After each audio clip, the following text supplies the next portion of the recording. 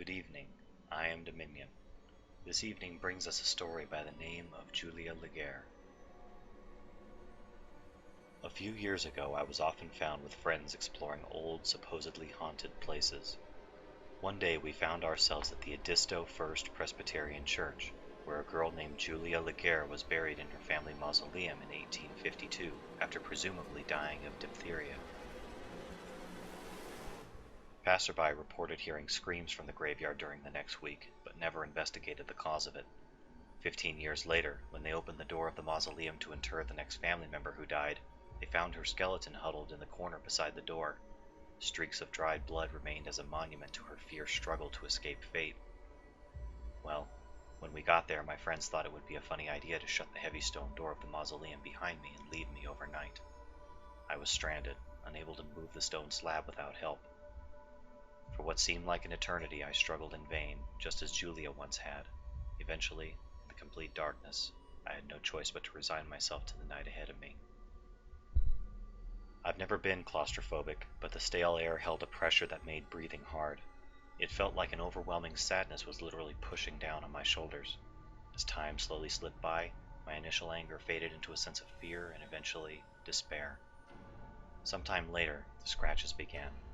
They were faint at first, and I was sure it was my imagination, but they seemed to become louder, clearer, as time passed.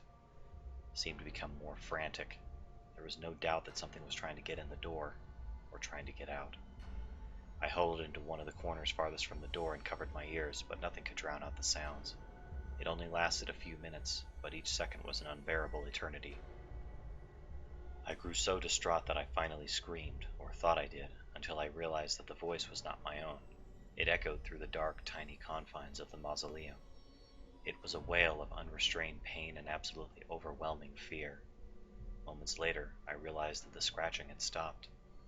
For the first time, I could distinctly make out the sound of a young girl sobbing, the pitiful and choking gasps of someone without a shred of hope left to them. I felt such sorrow at the moment, such pain, that I think I forgot how to be afraid.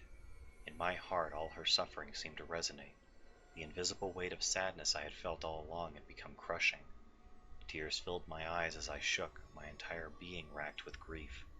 Inexplicably, I even found myself apologizing aloud for what had happened to her between ragged breaths.